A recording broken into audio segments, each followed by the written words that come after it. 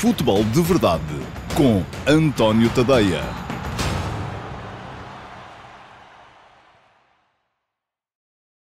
Ora então, olá a todos, muito bom dia. Sejam muito bem-vindos à edição número 58 do Futebol de Verdade para a temporada de 2023-2024. Hoje é quarta-feira, é dia 25 de outubro. Ontem houve a Liga dos Campeões e, por isso mesmo, ontem à noite, enfim, já é esta madrugada, porque a minha voz, aliás, dá nota disso. Esta foi uma noite, não vou dizer mal dormida, mas pouco dormida, porque já na noite passada, os subscritores premium do meu Substack receberam no vosso e-mail as edições do Futebol de Verdade Flash relativas às derrotas do Benfica e do Sporting Clube Braga nos jogos da terceira jornada da Liga dos Campeões. O Benfica perdeu em casa com a Real Sociedade por 1-0. O Sporting Clube Braga perdeu também em casa com o Real Madrid por 2-1.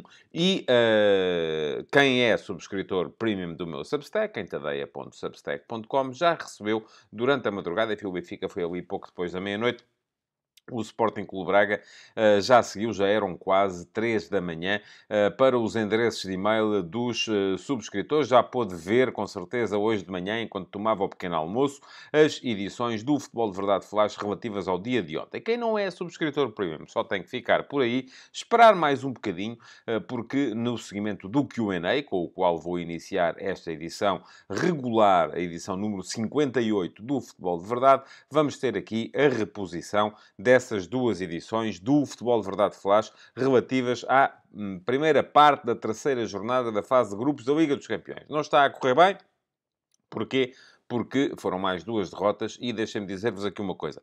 Com os dois resultados de ontem, Portugal já superou o total de derrotas que tinha obtido em toda a fase de grupos de 2022-2023. Na altura foram 5 derrotas, sofridas pelas 3 equipas em 6 jogos, isto é, foram 5 derrotas em 18 jogos, porque cada uma das 3 equipas fez 6 jogos. Neste momento, quando as equipas disputaram apenas 8 jogos, já lá vão 6 derrotas. Portanto, a coisa está a correr particularmente mal. O Benfica perdeu os seus 3 jogos, o Sporting Clube Braga perdeu 2 dos seus 3 jogos e o Flóculo Porto perdeu 1 dos seus 2 jogos. Vai poder jogar mais logo em Antuérpia, para completar então a primeira metade da fase de grupos para as equipas portuguesas e tentar dar aqui algum sinal de otimismo, porque não estão fáceis as contas para as equipas portuguesas na Liga dos Campeões. Portanto, já sabem, se ainda não viram, se não são subscritores premium do meu Substack e ainda não tiveram acesso às edições do Futebol de Verdade Flash de ontem à noite, com a minha análise rápida, em 15 minutos cada um, aos 2 jogos de ontem, e a coisa demorou porque quando cheguei a casa ainda tive que ir ver o jogo que não tinha tido incumbência de ver em direto na RTP. Fico por aí, porque essas duas edições vão ser repostas já daqui a bocadinho, aqui mesmo no Futebol de Verdade. Se não é, mas quer ser, para passar a receber, por exemplo, hoje, a edição do Futebol de Verdade Flash relativa ao Antuérpia-Porto, que há de ser feita no final do jogo Antuérpia-Porto. E hoje não estou de serviço na RTP, portanto vai sair mais cedo. E quiser receber também, por exemplo, a edição que vai sair hoje também do Futebol de Verdade Report, que é o meu programa de análise tática semanal, que é entregue em exclusivo aos subscritores premium do meu Substack, pois bem, aquilo que tem que fazer é ativar a sua subscrição. Fica aqui o link para poder fazê-lo, é em tadeia.substack.com. Para ter todas estas benesses e ainda ter acesso a todo o arquivo do que lá está, não só em vídeo, como também em texto, para entrar no meu servidor de Discord, para entrar no meu canal de Telegram e para ler os textos exclusivos de subscritores premium, paga 5€ por mês, é menos de um café e um pastel de nata por semana, para estar, enfim, não vou dizer informado, porque aqui mais do que informação faz reflexão, mas para poder refletir comigo acerca das questões mais importantes do futebol nacional e internacional. Muito bem, estou à vossa espera por lá. Para já, aquilo que há a fazer é seguir em frente com o Futebol de Verdade e isso significa que vai começar o Q&A. Vou responder a 2 perguntas que me deixaram ontem. Futebol de Verdade com António Tadeia.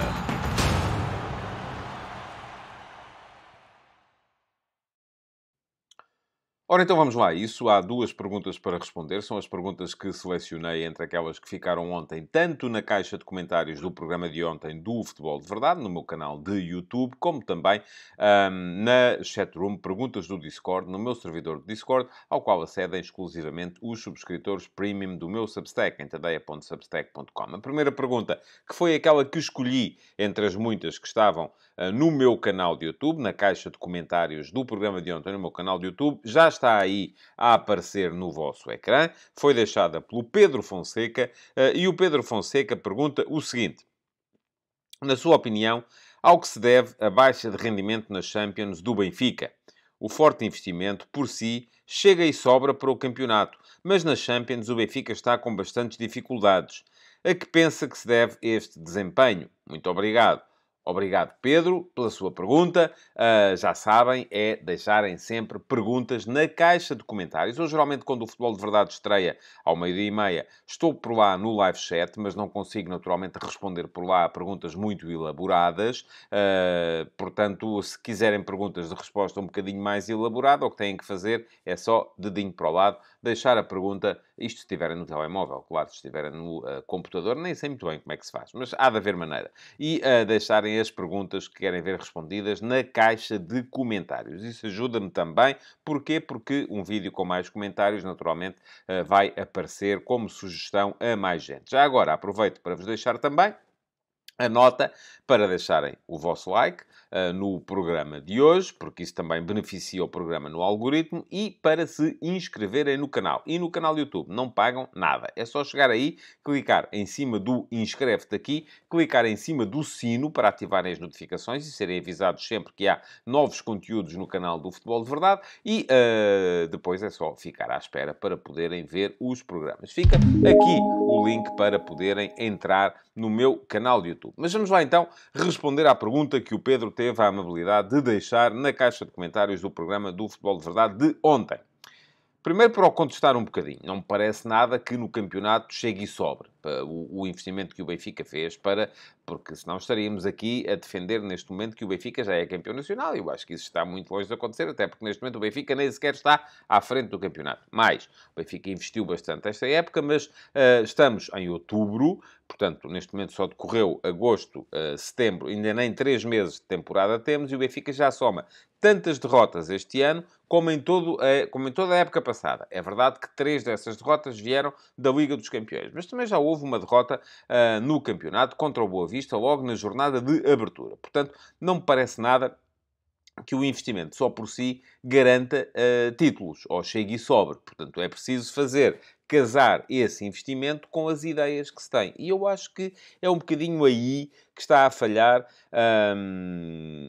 a receita aplicada pelo Benfica a esta temporada 2023-2024. Não é irreversível, como é evidente. É bem possível ainda que Roger Schmidt consiga inverter esta tendência, mas creio que essa é uma das justificações. É mesmo a principal. A outra, enfim, é aquela que me parece evidente, é que na Liga dos Campeões os adversários são mais fortes. Eu creio que o Benfica foi ontem, e vou explicar isso mais daqui a bocadinho, quando puderem ver aqui a reposição de edição do Futebol de Verdade Flash relativo ao jogo de ontem, que já seguiu ontem, conforme sabem, mas vai ser aqui reposta. Creio que ontem o Benfica foi inferior à Real Sociedade.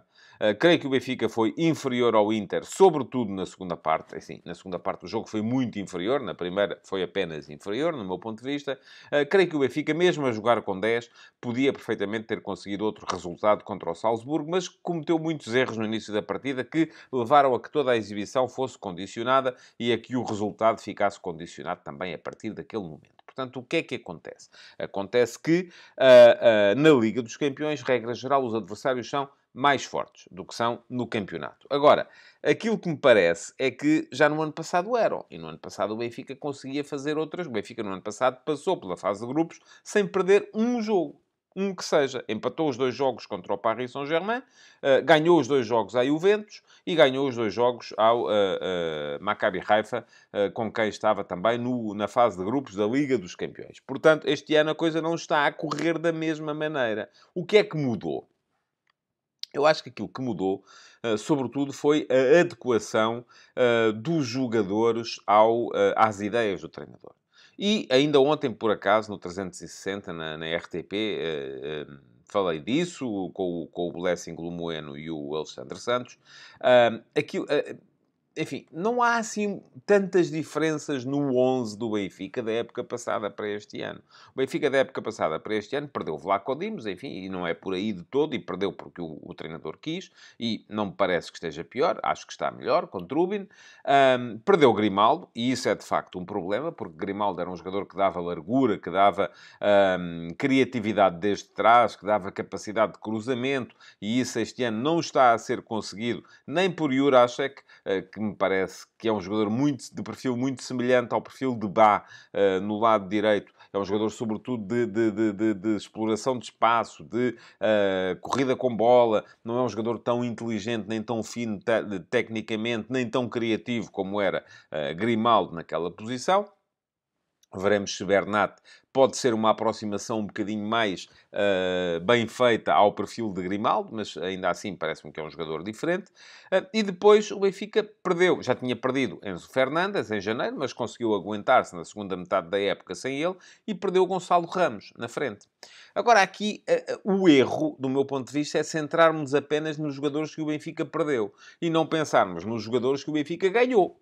Porque a questão é que, depois de perder estes jogadores, e já percebemos que a troca de Grimaldo por Jurasek não foi benéfica para o Benfica, embora a troca de Vlaco Dimos por Trubin possa ter sido, e eu acho que foi benéfica, sobretudo no plano da construção.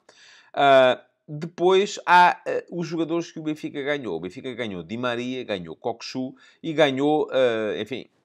Vamos ver se foi Musa, se foi Artur Cabral, se foi Tengsted. Quem é que vai finalmente afirmar-se na posição de ponta de lança? Que também não está, do meu ponto de vista, a ser capaz de cumprir aquilo que era a missão que era cumprida por Gonçalo Ramos, tanto porque Gonçalo Ramos era mais completo do que qualquer um destes jogadores. Gonçalo Ramos era capaz de atacar a profundidade como é Musa, Gonçalo Ramos era capaz de pressionar e de reagir bem à perda até melhor do que Musa. Gonçalo Ramos era capaz de ligar com os médios como é Artur Cabral. Gonçalo Ramos era capaz de finalizar e tão bem ou melhor, creio que até que melhor, do que Artur Cabral e Musa, sobretudo em lances quando as bolas vinham de cruzamento. Enquanto o Artur Cabral é um jogador que precisa de cruzamentos por alto, é aí que ele melhor se exprime. Gonçalo Ramos tanto se exprimia em cruzamentos por alto, como sobretudo nos cruzamentos rasteiros, que ele atacava muito bem ao primeiro posto em antecipação às defesas. Portanto, já falámos aqui daquilo que o Benfica perdeu, falta perceber aquilo que o Benfica ganhou. E eu acho que uma das questões tem a ver com os perfis de Cockchu e Di Maria, que são dois extraordinários jogadores, obviamente, não é? Cockchu é um jogador em crescimento, é um jogador que já valeu 25 milhões de euros e que está, com certeza, na calha para poder valer mais no futuro, quando o Benfica, se o Benfica o rentabilizar e acabar por transferi-lo, mas não tem as características que tinha o Enzo Fernandes. O João Neves é um médio muito forte em posse, é um médio rijo, que vai ao choque, que ganha divididas, que ganha duelos, mas não tem dentro da equipa o mesmo efeito estabilizador que tinha o Florentino. Tem outras valências, como é evidente, mas uma equipa faz da soma das valências todas. Di Maria é um jogador criativo como poucos, fortíssimo no 1 para 1, mas a questão é que a entrada de Di Maria no 11 do Benfica, fortíssimo na finalização, tem golo como poucos jogadores na Liga Portuguesa. Parece-me que é uma adição extraordinária, mas que tem que ser devidamente compensada com a composição do resto do 11. Uma equipa e eu costumo sempre dizer isto, é um organismo vivo, acaba por se adaptar a estas pequenas nuances, mas tem que ser feito aqui algum esforço por parte do treinador na manutenção da complementaridade. E nós víamos que na época passada, por exemplo, os 3 jogadores que estavam no apoio ao ponta de lança do Benfica, que já de si era um jogador que pressionava melhor, que defendia melhor, que reagia melhor à perda, os 3 jogadores que estavam no apoio tinham perfis complementares. Havia... muitas vezes, vamos focar-nos no início da época, Neres, um criativo, pouco dado a trabalhar defensivamente, Orsnes, que apareceu muitas vezes por ali, um jogador de grande capacidade de equilíbrio, inteligente na posse, mas que era sobretudo um equilibrador, e Rafa, que era sobretudo um acelerador. Quando não jogava Orsnes, jogava João Mário por ali. E isto significa que os três homens de apoio ao ponta de lança do Benfica tinham perfis complementares. Ora, neste momento, não é isso que acontece. Aquilo que se vê muitas vezes, ou que se viu muitas vezes, foi o Benfica a jogar ou com Di Maria e Neres e Rafa em simultâneo, o que tem forçado a colocação de Orsnes a jogar muitas vezes como defesa lateral, onde ele não dá a mesma coisa à equipa. Portanto, parece-me que o Benfica ainda está à procura da melhor forma de adequar as ideias do treinador às características dos seus jogadores. E é isso que está a falhar. Porque aqui não basta injetar milhões, contratar jogadores fortíssimos, se eles depois acabarem por não ser complementares uns com os outros. Esse é que tem sido, do meu ponto de vista, o problema do Benfica. Falta encontrar complementaridade, falta encontrar uma ideia que seja capaz de se adequar na perfeição a uma equipa que, agora vou dizer, já no ano passado, e ainda ontem no jogo com a Real Sociedade se viu isso, já no ano passado me parecia que não era assim tão forte, eu disse isso aqui tantas vezes no futebol de verdade, tão forte em pressão organizada, em pressão no momento da organização defensiva, era sobretudo muito forte na reação à perda, pela quantidade de jogadores que colocava na zona da bola, mas depois já não era tão forte assim no momento de pressionar de forma organizada. E ainda ontem se viu a forma quase sempre fácil como a Real Sociedade eludia a pressão do Benfica através de uma saída baixa, bola no Zubimendi, a receber de costas, mas mesmo assim capaz de superar aquela primeira linha de pressão do Benfica para meter a bola nos médios que jogavam à sua frente. Bom, esta questão passou pelo último passe de hoje, no meu Substack. Escrevi um bocadinho sobre ela também. Quem quiser ler sobre o tema já sabe o que é que tem a fazer. É seguir este link e poderá ter lá no meu Substack, em tadeia.substack.com, mais detalhes e a possibilidade de perceber, se calhar, melhor aquilo que é o meu raciocínio. E com isso, entramos já na segunda pergunta de hoje. E a segunda pergunta de hoje é a pergunta que chega do meu servidor de Discord, servidor ao qual, já sabem, só acedem os subscritores premium do meu Substack, em tadeia.substack.com. A pergunta que eu selecionei entre as que lá estavam na chatroom Perguntas do Discord, ontem, foi colocada pelo Jorge Fernandes. Obrigado, Jorge, pela pergunta. E o Jorge questiona o seguinte. Já estão a vê-la também aí. Com a falta de solidariedade dos clubes grandes em darem a totalidade da receita aos clubes que jogaram com equipas de escalões inferiores nos jogos da taça, existe alguém em Portugal que acredita que as receitas televisivas vão ser uma realidade com alguma igualdade? Neste momento temos só 4 pontos para o ranking e lembrando que na época de 2005-2006 Portugal só fez 5 pontos e meio para o ranking 2 anos depois do Porto campeão europeu. Enquanto o futebol português não remar todo para o mesmo lado e se mentalizar que uma liga competitiva é boa para todos, como fazem os ingleses, a coisa pode não correr bem. Muito bem. A pergunta, creio eu, Jorge, e estou a olhar para ela outra vez, é se alguém acredita que as receitas vão ser uma realidade com alguma igualdade. Ou seja, que vai haver alguma... uma maior igualdade na distribuição da receita. Eu acredito que isso é inevitável, sim. Agora, isto, toda a sua exposição me permite fazer aqui uma breve reflexão também sobre esta questão, que foi levantada muito porque o Sporting recusou oferecer a receita do jogo da Taça de Portugal contra o Olivais e Moscavide à equipa dos distritais, como em certa altura chegou a ser hábito, não sei se ainda é, no futebol português, quando um clube grande joga com um pequeno na Taça, oferecia a totalidade da receita. Isto porquê? Porque na Taça, apesar de haver um clube com a incumbência de organizar o jogo, que é o clube que é sorteado em casa e que tem o privilégio de poder, na maior parte das vezes, fazer o jogo em sua casa, a receita é a dividir, é 50-50. Portanto, vai metade... a receita não, o lucro, porque depois há despesas também associadas. Vai metade para cada um dos clubes. Ora, o Sporting recusou esta medida e eu vou dizer-lhe uma coisa, Jorge.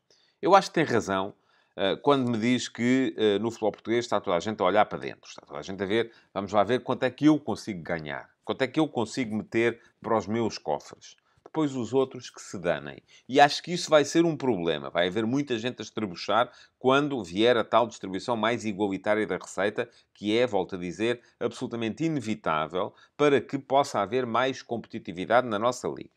Mas Isto não quer dizer que eu não acho que o Sporting tem, não é 100%, é 1000%. Ao que Frederico Varandas teve, não é 100%, é 1000% de razão nesta questão.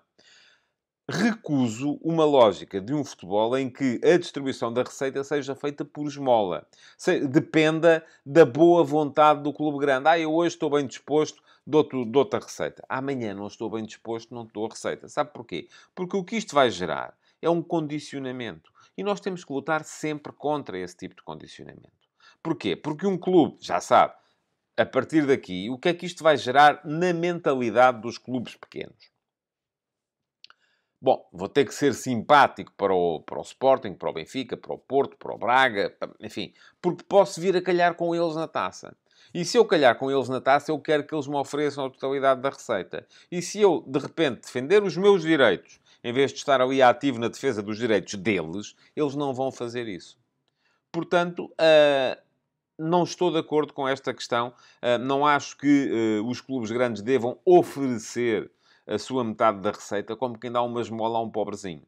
Não, não é nada disso que eu quero. O que eu quero, e eu acho, aliás, o Sporting votou sempre ao lado da centralização. O Sporting tem sido dos clubes que mais se tem batido por esta centralização e pela sua antecipação, até porque não é daqueles que mais ganha, lá está. Para o Sporting, a centralização, do ponto de vista dos... E atenção, não é por serem melhores do que os outros, é porque também veem aqui alguma capacidade para equilibrar com os outros, porque neste momento eu creio que os outros ganham mais. O Benfica e o Porto ganham mais. Portanto, para o Sporting, igualar a coisa é bom. Porquê? Porque anula alguma decalagem que tem para os da frente. Para aqueles que têm orçamentos mais elevados. Para aqueles que metem mais gente no estádio. Portanto, eu acho que isto acaba por... Para aqueles que têm tido melhores resultados desportivos.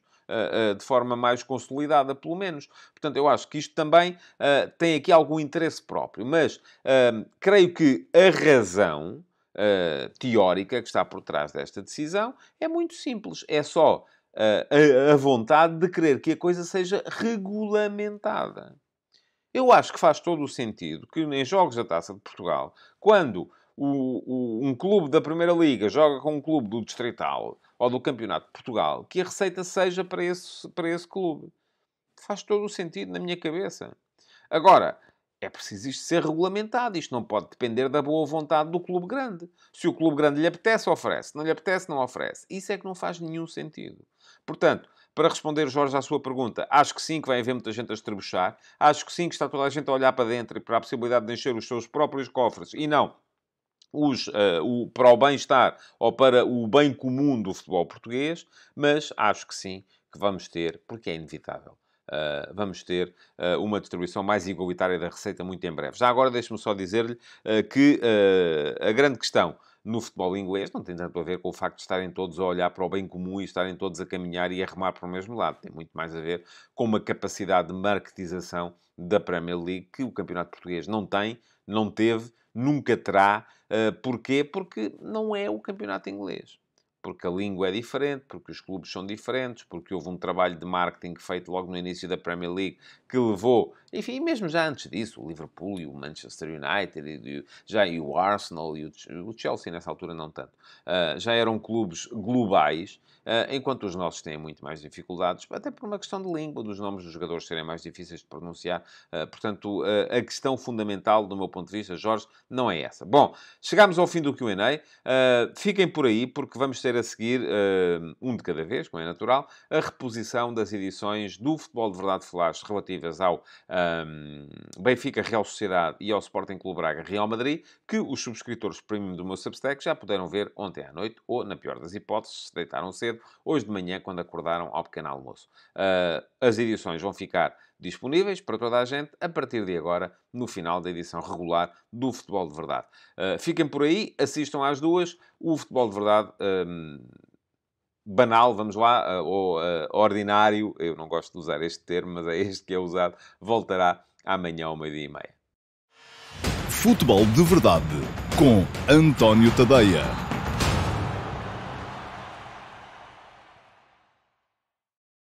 Olá a todos e sejam muito bem-vindos ao Futebol de Verdade Flash para o Benfica 0, Real Sociedade 1. A terceira derrota em outros tantos jogos, sem golos marcados ainda, deixa o Benfica numa situação praticamente impossível na Liga dos Campeões. Mas se há jogo em que os encarnados não podem queixar-se a não ser de si próprios e ainda de um evidente desnível face ao adversário, é o de hoje, porque a Real Sociedade foi superior durante largos períodos, tanto na primeira como na segunda parte. Conseguindo sempre iludir a pressão através de uma construção baixa que atraía João Neves a Zubimendi, já vou explicar isso melhor mais daqui a pouco, mas o fazia apenas para abrir mais atrás o espaço de onde Merino e Brahis Mendes se impunham ao meio-campo e criavam condições para deixar Cubo e Barrenetxea em situações de 1 para 1 com os laterais encarnados. A equipa basca mandou como quis no relvado. No final, os números nem foram tão desequilibrados como o que se viu em campo, pois, apesar da bola de Cubo na barra da baliza de Trubin, os comandados de Imanol Alguacil só remataram 12 vezes, mais duas do que os encarnados, e acabaram com um índice de golos esperados de apenas 1,1 contra os míseros 0,4 do Benfica. Mas basta ver que o primeiro remate enquadrado dos homens de Schmidt, feito por Neres, apareceu apenas ao minuto 68 e saiu de fora da área. A melhor medida das divulgadas pela Goalpoint para justificar a superioridade dos visitantes nem foram os 60% de posse, mas mais os 70% de eficácia no passe vertical face a apenas 55% do Benfica. É muito por aí que se vê como é que a Real Sociedade conseguiu impedir que o Benfica progredisse no terreno, forçando Schmidt a trocar o médio-centro e o ponta de lança logo ao intervalo.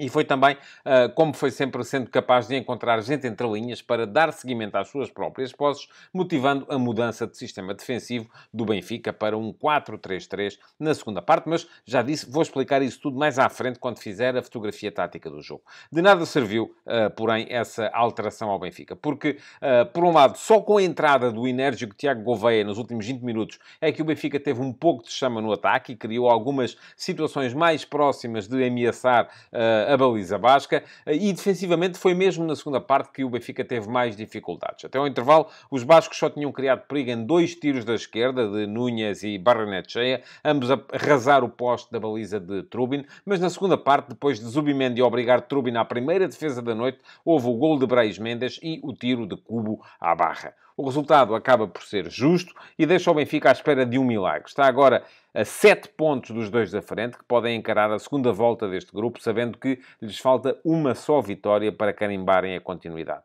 Vale mais pensar começar já na Liga Europa e na viagem a Salzburgo.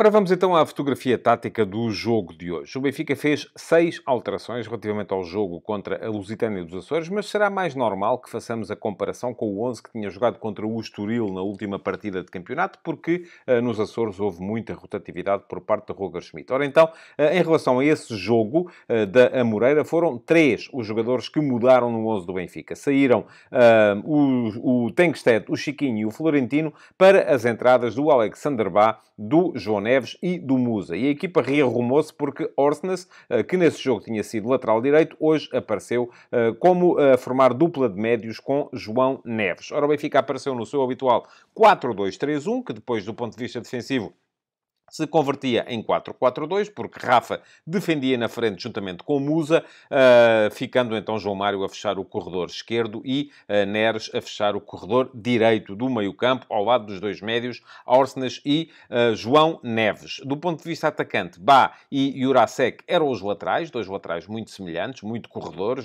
incapazes de dar mais posse e quase sempre com vontade de procurar acelerar o jogo e ir à procura do espaço, e Otamendi e António Silva, os dois centrais. Portanto, o Benfica com Trubin na baliza e depois o seu habitual 4-2-3-1. Quanto à Real Sociedade, apareceu num 4-3-3 muito bem desenhado, com 4 alterações relativamente à partida contra o Mallorca na última jornada da Liga Espanhola. Mas pode dizer-se que o 11 de hoje é que é o melhor. Porquê? Porque apareceu Traoré em vez de El Ustondo na lateral direita, apareceu Lenormand, o internacional espanhol de origem francesa, em vez de Pacheco, como central ao lado de Zubeldia, Dia, Munhoz era o lateral esquerdo, Ramiro o guarda-redes e depois o trio de médios que mandou no jogo, Zubimendi atrás de Brais Mendes e de Miquel Merino. Na frente, duas alterações também, os regressos do japonês Kubo, que apareceu em vez de Carlos Fernandes, motivando então a passagem de Oyarzabal para ponta de lança, ou falso ponta de lança, e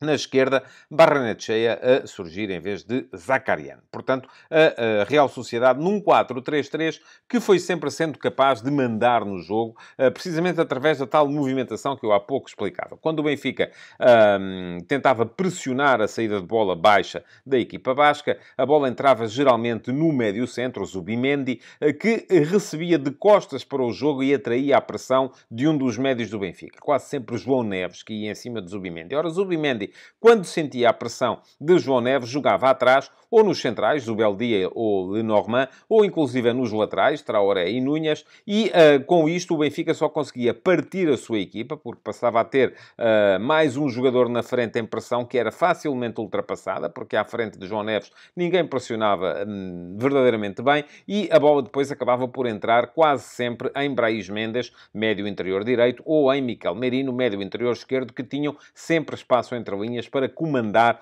o ataque da equipa da Real Sociedade, dessa forma podendo entregar depois mais à frente nos extremos Kubo e Barrenetxea, que aproveitavam situações de 1 para 1 contra os dois laterais do Benfica. Valeu ao Benfica que nesse período a Real Sociedade não tinha golo. Porquê? Porque Oyarzabal não é de facto um ponta de lança, ele sente-se melhor noutras posições e ali a jogar como ponta de lança acabou por não dar à equipa basca a acutilância de que ela precisaria para transformar o seu caudal de jogo em situações verdadeiras de perigo. Ora, ao intervalo, Schmidt mexeu, mudou, trocou Musa por Artur Cabral, e estou ainda para perceber qual a verdadeira razão para esta alteração de ponta de lança. Não sei se estava previsto ou se teve a ver com algo que o treinador tenha visto durante o jogo. E trocou ainda João Mário, que estava a jogar como médio avançado interior esquerdo, vamos chamar-lhe assim, por Cockchu. O Benfica passou a organizar-se em 4-3-3, com Cockchu como médio centro, João Neves, isto para tentar, calculo eu, encaixar no 4-3-3 da Real Sociedade. João Neves passou a ser o médio interior direito, Orsnes passou a ser o médio interior esquerdo e depois na frente Rafa defendia à esquerda, com Artur Cabral pelo corredor central e com Neres pelo corredor direito. Isto de pouco serviu, o Benfica teve ainda menos bola na segunda parte. Schmidt voltou a mexer ao minuto 58, quando trocou Jurasek por Bernat, mas acabou por não beneficiar também grandemente com isso, e a única alteração que de facto mexeu com a equipa do Benfica foi a saída de Neres e a entrada de Tiago Gouveia, que foi colocar-se no corredor esquerdo do ataque, derivando Rafa para o outro lado, e a partir daí sim o Benfica passou a ter energia, capacidade para criar alguns problemas à organização defensiva da Real Sociedade, que também já estava por essa altura a mexer. Trocou Traoré por Elustondo. Elustondo teve muitas dificuldades perante Tiago Gouveia, viu um cartão amarelo na primeira vez que entrou em jogo, depois mais à frente, ao minuto 76, a Real Sociedade trocou Kubo por Carlos Fernandes. Carlos Fernandes foi colocar-se como ponta de lança e Oyarzabal derivou para o corredor direito e tirou de campo também Barrenetxea para entrar Zakarian. Começava a equipa da Real Sociedade a meter algumas segundas linhas em campo. Com isto o Benfica ia ganhando alguma preponderância. Ainda forçou um bocadinho no final à procura daquele que podia ter sido o gol do empate, mas também é verdade, não criou grandes situações para tal. Ainda mexeu mais uma vez Schmidt com a troca de Bá por Chiquinho para ganhar alguma coisa a meio campo, passando então Orsnes para lateral direito, mas a verdade é que já pouca coisa mudou em termos táticos no jogo e a superioridade da Real Sociedade foi evidente.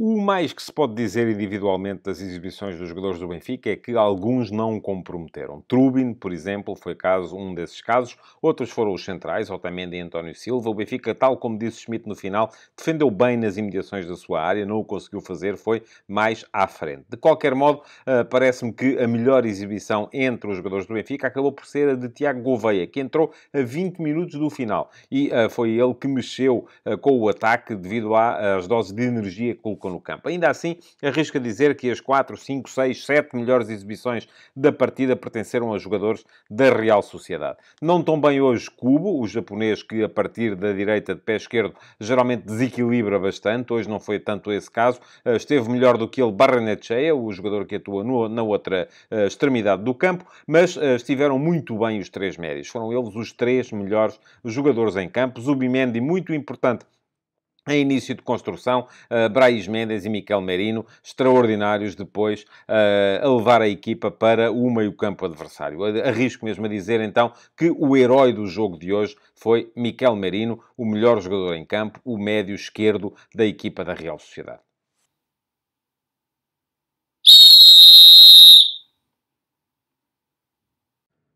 Esteve globalmente bem a arbitragem do francês Clément Turpin. Teve ali no final uma situação em que podia de facto ter decidido de outra forma, mas não parece que tenha sido por aí que o jogo ficou estragado ou que ele possa vir a ter tido alguma influência no resultado.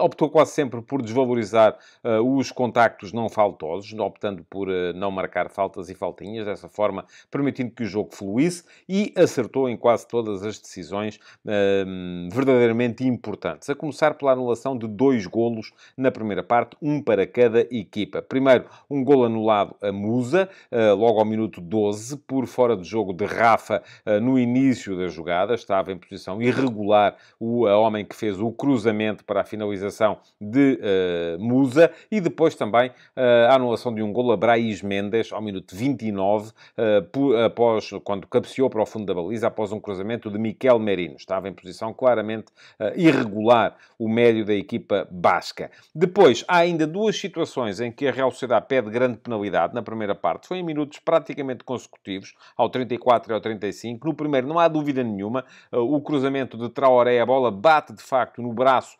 de João Neves, que no entanto tinha as mãos atrás das costas, os braços junto ao corpo, portanto não me parece que pudesse ser ali marcado qualquer falta. E depois, ao minuto 35, no remate de Kubo, que vai acertar na mão de António Silva, mas é um remate muito à queima e a bola ainda desvia na perna do jogador do Benfica antes de lhe resvalar para o braço, portanto aceita-se perfeitamente a decisão tomada por Clément Turpin. A única situação mais duvidosa desta equipa de arbitragem foi quando optou por não mostrar um segundo cartão amarelo ao lateral direito suplente Elustondo, que entrou ao minuto 70. Ao minuto 71 viu um primeiro cartão amarelo, que foi o primeiro do jogo, por agarrar Tiago Gouveia, que partia para contra-ataque, e depois, ao minuto 77, voltou a cometer uma falta sobre Tiago Gouveia, que já o tinha superado e a caminho da grande área. Podia, de facto,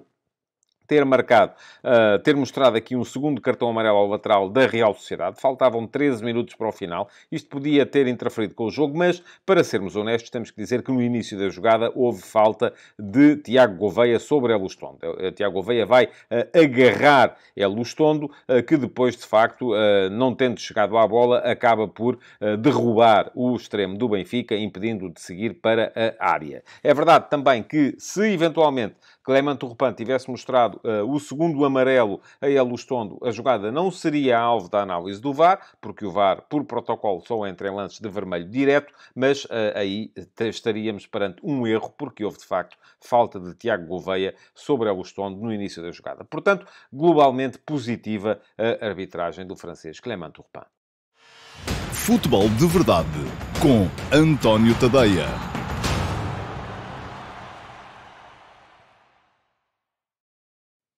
Olá a todos e sejam muito bem-vindos ao Futebol de Verdade Flash para o Sporting Clube Braga 1, Real Madrid 2.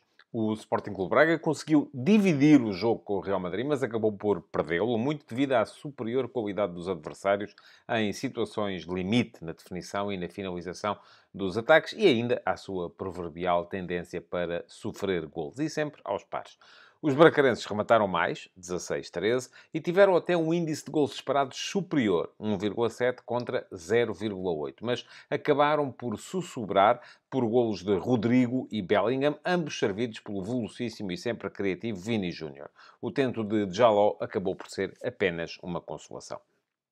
Arthur Jorge tentou anular a estrutura do Real Madrid, que não dava um autêntico ponta de lança à marcação, e tentava meter os móveis Vini Júnior e Rodrigo na busca do espaço entre o central e o lateral adversário, e fê-lo desviando os seus centrais mais para fora, através da colocação de um médio entre eles. Foi Vítor Carvalho o escolhido. Vítor Carvalho foi sempre terceiro central em momento defensivo, o que permitia a Serdar e Niakate acompanharem as corridas dos dois avançados madridistas sem abrir crateras para as diagonais dos médios-ala, que hoje eram Valverde e Bellingham, e assim encontravam o espaço dentro da área ocupado. O problema é que a estratégia não previa o brilho individual dos adversários, que marcaram na primeira vez que foram à baliza de Mateus, logo aos 16 minutos, muito também em função da enorme dificuldade da última linha bracarense no controle da profundidade. Nacho lançou Vini Júnior atrás da linha defensiva. Serdar foi atrás dele, mas não conseguiu impedi-lo de descobrir a entrada de Rodrigo, do outro lado, à frente de Niakate, para uma finalização vitoriosa. No Sporting Clube Braga, tanto Banza como Ricardo Horta sentiam dificuldades em aparecer no jogo, pelo que a equipa vivia muito da vivacidade de Jaló na esquerda e de João Mendes na direita. O sueco terá mesmo feito o melhor desafio pela equipa minhota, tendo estado na origem da melhor situação do Sporting Clube Braga na primeira parte. Foi um cruzamento largo que Jaló amorteceu por um remate de Horta que bateu em Nacho e se perdeu pela linha de fundo. A entrada da segunda parte, porém, foi de maior dificuldade para a equipa portuguesa, que sofreu 0-2 ao fim de um quarto de hora, depois de Mateus já se ter oposto com categoria a Bellingham e Camavinga. Desta vez foi Rodrigo quem ganhou a profundidade e descobriu Vini Júnior do outro lado. Este deixou-se desenquadrar, mas ofereceu o golo a Bellingham, que fez o 0-2 e arrumou ali com o jogo. O Braga ainda reduziu por Jaló um par de minutos depois e Artur Jorge foi mandando a equipa mais para a frente, com alterações que detalharei melhor já a seguir quando fizer a fotografia tática do jogo. Mas o resultado é que já não se alterou, apesar de uma boa defesa de Kepa a um remate de Ricardo Horta ao minuto 70. Esta derrota do Braga, somada à vitória do Nápoles em Berlim, vem assim complicar bastante as esperanças da equipa minhota, que passavam muito pela possibilidade de conseguir pelo menos um ponto no duplo confronto com o Real Madrid e de os napolitanos não fazerem o pleno contra o União. Agora, resta sonhar que isso venha a suceder na quarta jornada.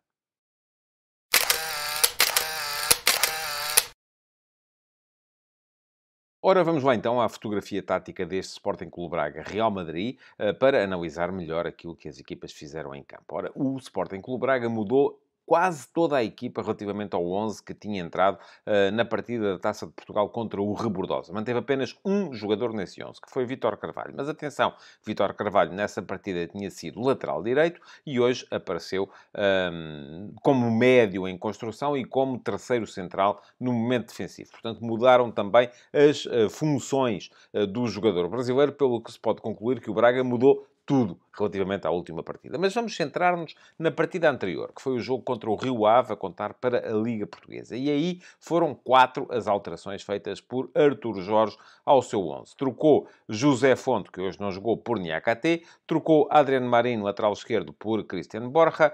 Trocou ainda Pizzi por Vítor Carvalho, que não tinha jogado nessa partida da Liga. E trocou Bruma por Ricardo Horta. Ricardo Horta estava magoado nessa altura do jogo contra o Rio Ave na Liga. Hoje era Bruma quem estava tocado e por isso mesmo entrou apenas durante a segunda parte.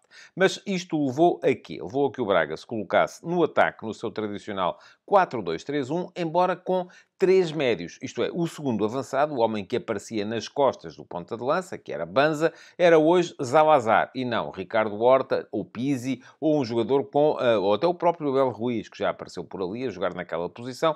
Portanto, era um 4-2-3-1 de cariz um bocadinho mais defensivo e com mais alguma tração atrás. João Mendes, o lateral sueco, apareceu pela direita, Borja pela esquerda, os centrais eram Serdar e Niakate, e depois no meio-campo Almusrati e Vítor Carvalho, atrás de Zalazar, com Ricardo Horta a jogar pelo corredor direito, Álvaro Jaló pelo corredor esquerdo e Simone Banza como ponta de lança. No entanto, no momento defensivo, isto mudava, e tal como já vos disse mais atrás, Vítor Carvalho baixava para fazer terceiro central. Aparecia entre Serdar e Niakate, desta forma permitindo que os dois centrais se encarregassem de forma um pouco mais direta da marcação aos dois avançados muito móveis do Real Madrid, que eram Rodrigo, mais sobre a meia-direita, e Vini Júnior, mais sobre a meia-esquerda. O que é que isto significa?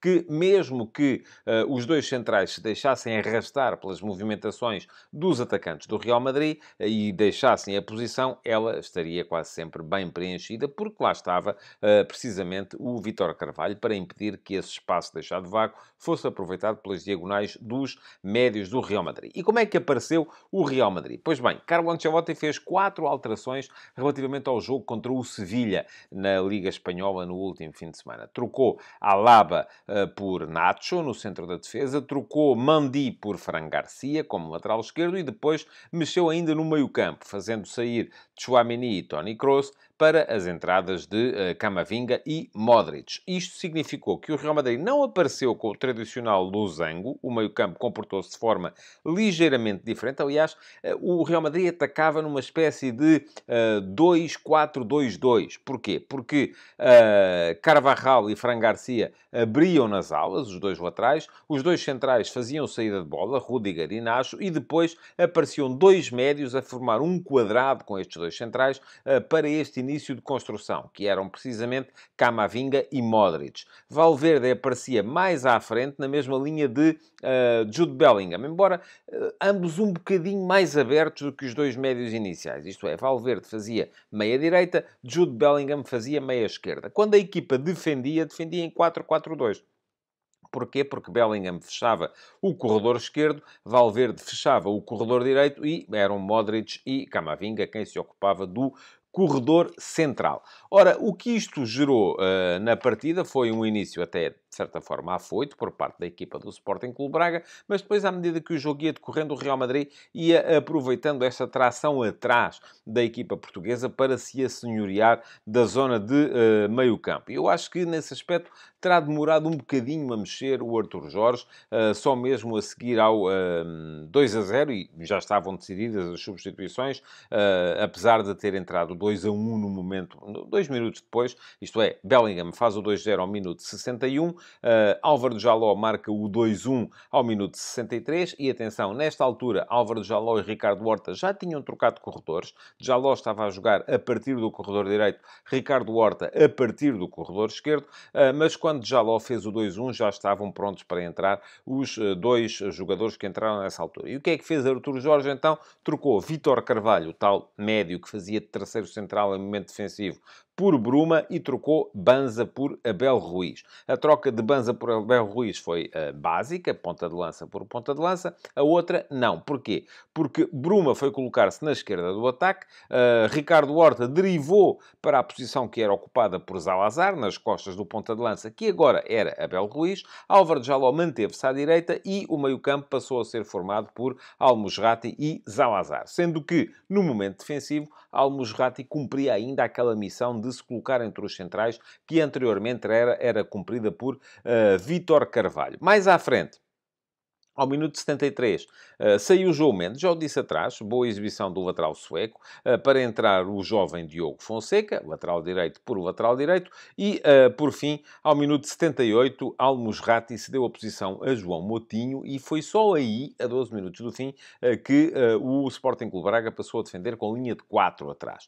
Porquê? Porque nem João Moutinho, nem Zalazar, os dois médios que estavam em campo nessa altura, baixavam para fazer o tal papel de terceiro central. Quanto ao Real Madrid, não mudou muito no plano tático, trocou, apesar de ter feito substituições também de cariz defensivo, portanto, ao contrário daquelas que estavam a ser feitas pelo Sporting Clube Braga. Tchouaméni entrou ao minuto 71 em resposta às alterações que tinham sido feitas pelo Braga para substituir Rodrigo, tendo Bellingham avançado para a posição que antes era ocupada por Rodrigo. Portanto, em termos de disposição tática, nada mudou, só mudaram as características dos jogadores. O Real Madrid continua nessa altura, passou a ter Tchouaméni e a jogar na posição que anteriormente era de Camavinga. Camavinga avançou para o lado esquerdo do meio-campo, onde estava Bellingham, e Bellingham para a direita do ataque, onde estava Rodrigo. Portanto, aí nada se alterou. E depois, daí até a final, aquilo que foi fazendo Carlo Ancelotti foi trocar jogadores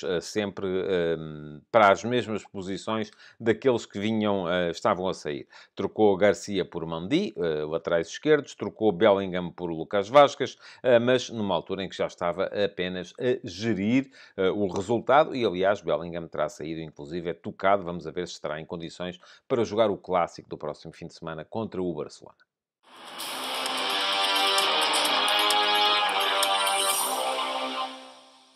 Álvaro Jaló foi o melhor jogador do Sporting Clube Braga na partida de hoje contra o Real Madrid e não há grande novidade nesse aspecto. Ele tem sido quase sempre um dos melhores, se não sempre o melhor jogador da equipa do Braga, é o melhor marcador, tem sido o grande desbloqueador, o grande criativo, o jogador que do ponto de vista ofensivo mais tem dado à equipa de Artur Jorge e hoje voltou a ser assim. Não é só por ter marcado o golo, esteve também ligado às principais situações de perigo para o ataque da equipa do Sporting Clube Braga. Não foi o único a estar num bom nível, no entanto, na equipa bracarense. O guarda-redes Mateus não comprometeu, ainda fez um par de boas intervenções. Gostei de ver o lateral direito João Mendes e não esperava que ele pudesse exibir-se a este nível. Restam-me dúvidas acerca das responsabilidades que ele poderá eventualmente ter tido na boa exibição de Vini Júnior, mas parece-me que na ideia do treinador Artur Jorge, quem tinha que acompanhar Vini, quem era o maior responsável pelo futebol de Vini era Serdar e não era tanto o lateral. O lateral tinha que encaixar no lateral adversário e nesse aspecto não teve grandes problemas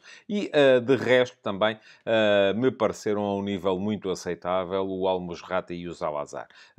Foi pena, de facto, o Banza e a Ricardo Horta terem estado menos bem ou terem estado menos em jogo. No entanto, os heróis do jogo estavam do outro lado e vestiam de negro. E eu vou sublinhar, sobretudo, 3 homens que me parece que foram os 3 melhores. Acima de todos, Camavinga, que encheu o campo com o seu futebol enérgico, com a capacidade para controlar o meio-campo do Braga e para lançar também o ataque do Real Madrid. Mas não foi o único.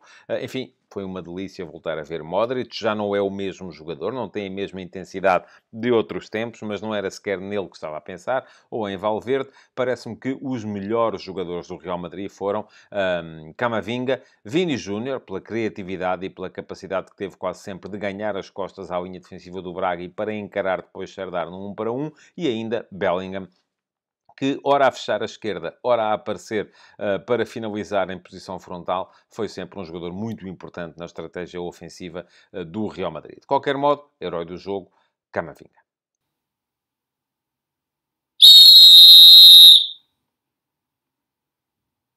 Ficou-me uma dúvida da arbitragem do inglês Michael Oliver neste Sporting Clube Braga Real Madrid, que foi um lance logo aos 4 minutos dentro da área do Real Madrid. Terá havido toque de Nacho em Ricardo Horta e terá esse toque sido suficiente para provocar a queda do atacante do Sporting Clube Braga, levando os bracarenses a pedirem grande penalidade. Não houve repetições.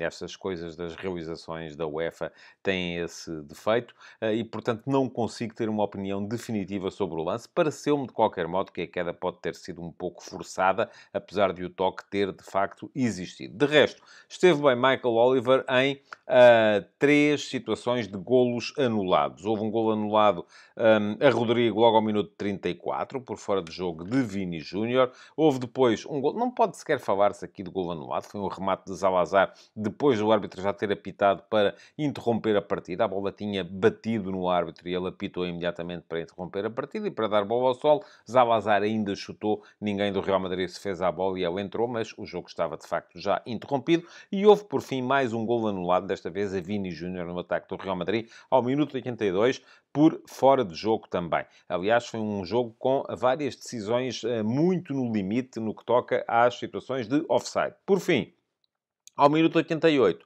pediram os bracarenses uma mão de Mendy, após um remate de João Moutinho. Francamente, nas repetições que foram mostradas, e foram várias e de vários ângulos, não consigo ver ali provas de que, nas quais possa consubstanciar uma decisão de grande penalidade. Portanto, parece-me ter sido globalmente muito positiva a arbitragem de Michael Oliver neste Sporting Clube Braga Real Madrid.